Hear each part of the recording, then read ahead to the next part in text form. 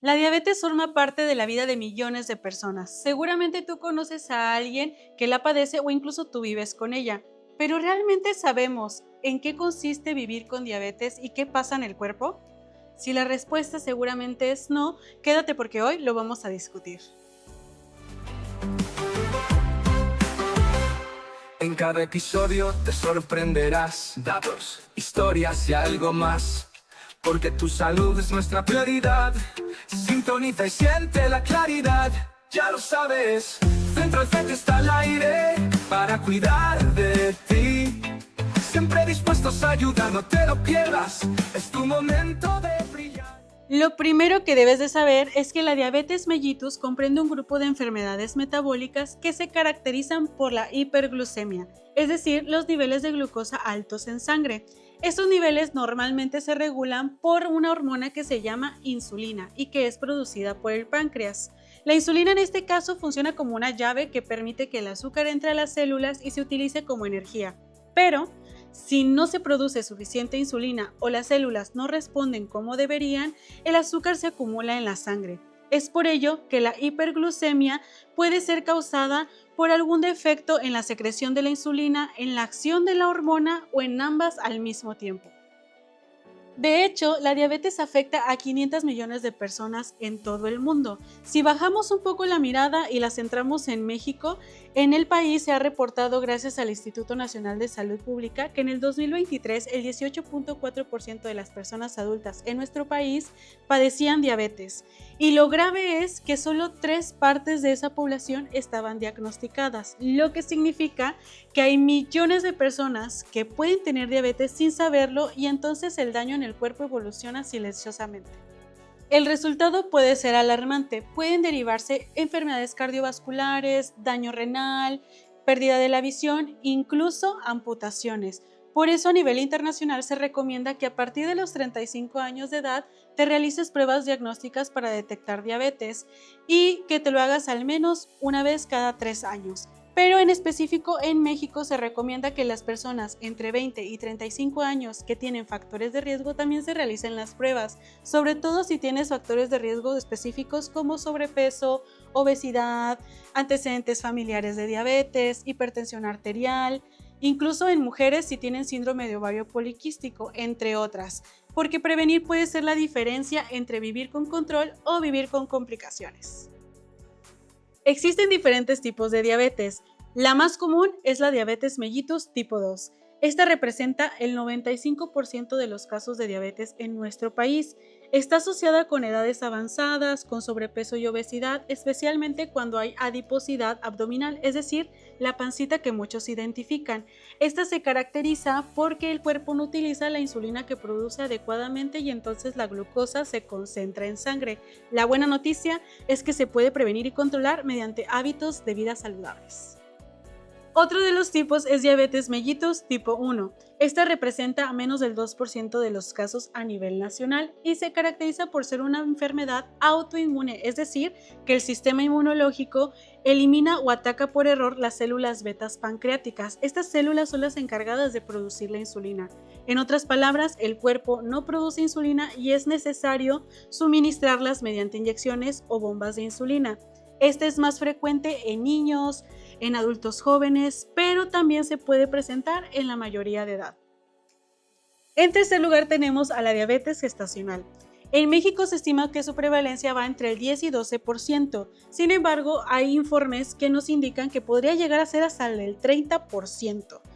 Hay algunos otros reportes donde nos indican que del 8.7 al 17% de los embarazos se presenta este tipo de diabetes y esto ocurre porque durante el embarazo hay una serie de cambios hormonales que pueden favorecer la resistencia a la insulina.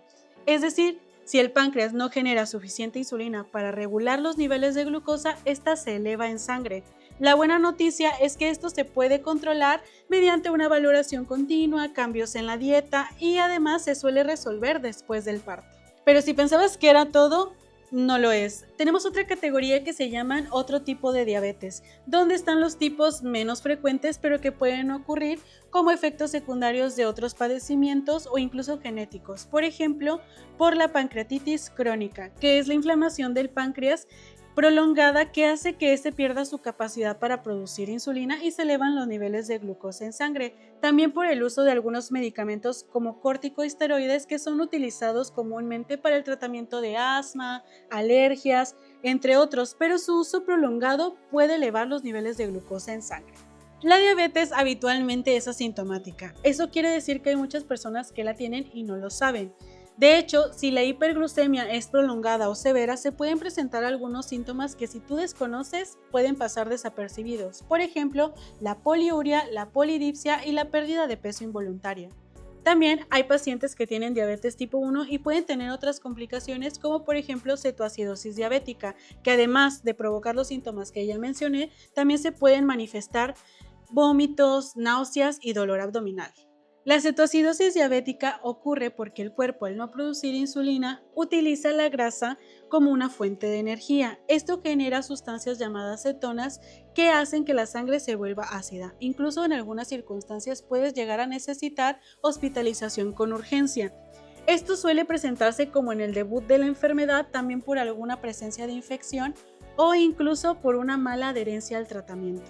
La complicación aguda más frecuente de la diabetes es la hipoglucemia, que por el contrario de la hiperglucemia consiste en niveles bajos de glucosa en sangre. Esta se puede manifestar por síntomas como mareo, palidez, sudoración, temblor e incluso debilidad. En algunas circunstancias más alarmantes puede haber hasta pérdida de la conciencia. Por eso es muy importante que la comunidad sepa identificar estos síntomas para corregirlos. El diagnóstico de diabetes se centra en determinar los niveles elevados de glucosa en sangre. De hecho, hay 4 determinantes que de estar alteradas podrían llevarnos hacia ese diagnóstico. Por ejemplo, una es la glucemia en ayunas. Otra es la hemoglobina glicosilada, que evalúa el nivel de azúcar durante los últimos 3 meses. También tenemos la sobrecarga oral de glucosa, donde nosotros evaluamos la respuesta del organismo mediante una ingesta considerable de azúcar, y también tenemos la hiperglucemia con síntomas típicos de diabetes. Pero también existen otros factores clínicos y analíticos a considerar, por ejemplo, la edad, cómo apareció la enfermedad, también la reserva pancreática, es decir, qué capacidad tiene el páncreas para producir insulina, y también podemos realizar el índice de OMA que nos da ese dato, y también la autoinmunidad pancreática. Eso quiere decir si el sistema inmunológico ataca por error al propio páncreas. Una vez establecido el diagnóstico, nos debemos de centrar en el tratamiento. En este caso, el más fundamental y esencial sería el cambio en los estilos de vida, es decir, mantener una alimentación más sana y equilibrada, pero también ejercitarnos con frecuencia. Por eso el asesoramiento nutricional es importante y no olvidar movernos. Ahora, si hablamos de fármacos, durante los últimos años hemos tenido una evolución importante. Contamos con fármacos antidiabéticos de última generación que favorecen la pérdida del peso, pero también nos ayudan a prevenir insuficiencia cardíaca y, por ejemplo, también la enfermedad renal crónica. En el caso de las insulinas también tenemos una evolución bastante novedosa, porque ahora nos ofrecen opciones más estables y con menos riesgo de hipoglucemia. Sin embargo, debes de considerar que los tratamientos siempre son elegidos de acuerdo a las características clínicas de los pacientes. Esto quiere decir que es muy importante que recuerdes no automedicarte y acudir con un profesional de la salud.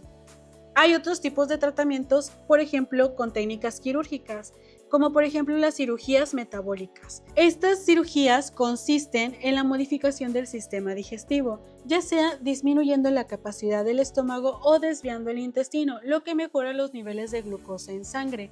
Sin embargo, esto sucede o se elige en casos muy seleccionados de pacientes con obesidad. Ahora hablemos de la situación a nivel nacional. Sabemos que en México contamos con monitorizaciones continuas de glucosa, bombas de insulina, pero el acceso a esto sigue siendo limitado. De hecho, hay reportes que indican que solo el 21% de los pacientes, por ejemplo, con diabetes tipo 1, cuentan con una bomba de insulina, pero los costos de acceso y de mantenimiento son elevados, especialmente para el sector público y entornos de escasos recursos. Sin embargo, no podemos negar que estas tecnologías representan un avance significativo a nivel nacional y a nivel mundial porque ayudan a la monitorización continua y ayudan, por supuesto, a prevenir complicaciones. Y hablando de complicaciones, algunas crónicas se pueden relacionar con otros factores, por ejemplo con hipertensión, tabaquismo, colesterol elevado o triglicéridos, entre muchas otras. Algunas de estas complicaciones más frecuentes de la diabetes son las siguientes: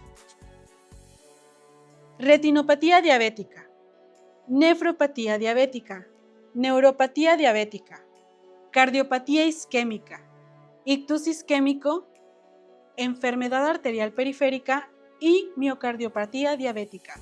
Recuerda que el objetivo principal del tratamiento de la diabetes es prevenir cada una de estas complicaciones. En conclusión, hablar de diabetes también es tomar en consideración estos 3 puntos para recordar. Primero es que la diabetes en la mayoría de los casos está relacionada con el sobrepeso, la obesidad o los malos hábitos de vida. También el segundo punto es que la enfermedad suele ser silenciosa, pero las complicaciones pueden ser graves. Y en tercero, que aunque contamos con fármacos de última generación y tecnologías avanzadas, en México tenemos una importante área de oportunidad en cuanto al sistema de salud para poder garantizar proveer este tipo de tratamientos a los pacientes que la padecen. Ahora hemos aprendido juntos mucho sobre la diabetes, qué es, sus tipos, diagnóstico, tratamientos, complicaciones, entre otras. Recuerda que informarte y cuidar de tu salud es clave, y aunque disponemos de fármacos y tecnologías que no son accesibles para todos, prevenir está en tus manos. No te olvides de seguirnos en todas nuestras redes. Yo soy la maestra Mari y recuerda, comparte y sé parte. Nos vemos hasta la próxima.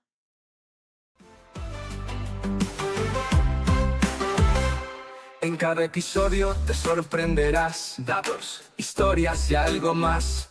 Porque tu salud es nuestra prioridad. Sintoniza y siente la claridad. Ya lo sabes, Centro al Frente está la idea.